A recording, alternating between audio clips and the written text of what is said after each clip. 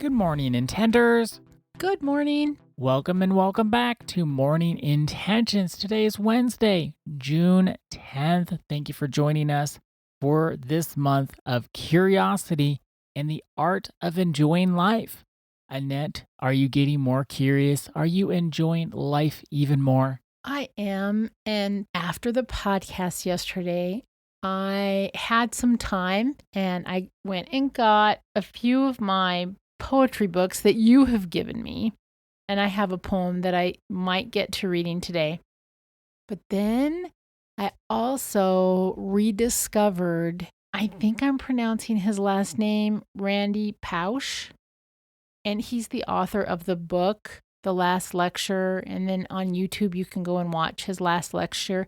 He made this lecture in 2007, and then he died like 9 months after he delivered his lecture. It's all about not losing your sense of wonder in life. I started reading his little book. It's just one of those little tiny books. And I started reading it and I thought, this is exactly what we're talking about this month. We don't want to lose our sense of wonder. We don't want to hold on to things that are no longer serving us. We want to try new things. We want to let go of things that we're afraid of letting go of. It's summer, and maybe we all have just a little bit more time, whether we're going on vacation or going on a little camping trip or something, where if you can go to your library and check out The Last Lecture by Randy Pausch, you will not be disappointed. No, you won't, especially because I want to give a little backstory. Randy Pausch was a professor at Carnegie Mellon University, and he was diagnosed with pancreatic cancer, and this was his last and final lecture. It's not the last one before he retired, it was the last one before he passed away. What he wanted his students, the other faculty, just people in general, what he And his wanted family. everybody, what he wanted them to know from what he's learned in his life. I think I need to rewatch that lecture because I remember when I watched it, I also read the book either right before or right after. It made me very sad, so I was a little distracted. It was heart-wrenching to see this man talk about courage. Here he was, he stood up there and he gave this gift.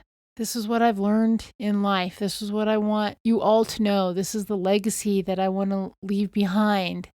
I was a little distracted because it made me sad, but there was such rich value to what Randy shared. It is sad, but also consider how fortunate he was to be able to do that. Not to get too morbid and dark, we don't always get to know when our final days are coming up. It could be tomorrow. I think that's where curiosity and the art of enjoying life become top of mind for me. I don't know when the end is coming, so why would I want to waste my life being rigid? Why would I want to waste it on getting mad at garden fences?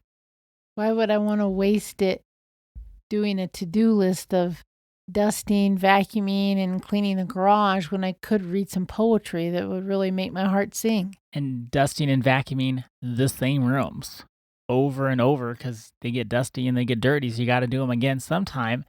So then that to-do list can get in the way of our sense of wonder and our sense of curiosity. Before you go on, I wanted to remind us all of our working definition of curiosity for the month. Curiosity is choosing to explore rather than assume, to wonder rather than judge, and to learn rather than conclude. Having that sense of wonder that there's something to be discovered and making that a priority. I know I can get caught up in the to-do list and the what do I have to do today's. The older I get, and I know I'm not that old, but the older I get, the more I see that all the things I thought were important when I was younger didn't matter as much as I thought they did. They didn't have a great deal of importance, at least to the level that I gave them. And I look back and I don't shame myself and I don't have any regrets about it. But it's interesting for me to see that my priorities have shifted and what has become important wasn't even on the radar before. And having that sense of wonder is something I want to develop further. Well, I think that's the whole point of what we're sharing this month. We're talking about some of the things that get in the way of being curious and maybe some of the struggles. We're sharing some very simple examples about struggles in our lives. But what we're hoping is that people can take those simple examples and then apply those to their own lives. Say, well, where am I getting hung up on the fence isn't perfect? What's everyone else's version of this? Where am I struggling that I have this evening routine and then I don't want to change it? And then that causes some angst. How can we all apply all of this to our own lives? Because that sense of wonder is what life is all about, really. But then we get into judgments, and I wanted to talk about some of the judgments and the catastrophizing that we do. I am the queen of catastrophizing, but I think I'm tossing that crown away, though. I've gotten better at that. Okay, so let's talk about that. What does catastrophizing mean to you? Let's define what catastrophizing is. It means to me taking a problem and in my mind going nuts by extrapolating, well, this happened, then this is going to happen, then this is going to happen, then this is going to happen, then everything's ruined. The biggest one for me is the clock.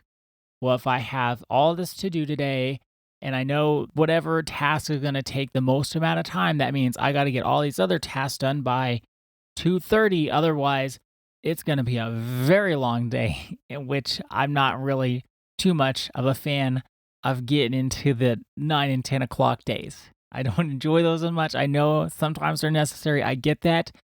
But if I can do everything in a timely manner, I can avoid that. So I start seeing, oh, this took a lot longer than I thought it was going to take. Then the next task took a lot longer than it's going to take. Then the clock is slowly ticking and ticking towards this time that I've set in my mind that I got to be doing whatever I got to be doing then. Otherwise, oh my goodness, it's going to be too much for me. That's a primary version of catastrophizing, but then I also have other ones going on too.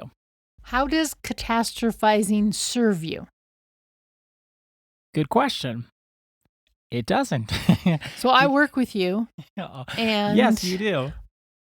You catastrophize quite often. You're getting better, but you catastrophize. I can hear it in your voice. It's like, you can probably feel it. Oh, we got this to do. We got that to do. And I said, hey, just step by step, one thing at a time. That's all we can do. Calm the you-know-what down. Yes, I have to say that quite frequently. Calm the you-know-what down. I'm just wondering, though, so I was sharing yesterday about how these habits are hard. This is how I want my evening to look. These routines, the traditions.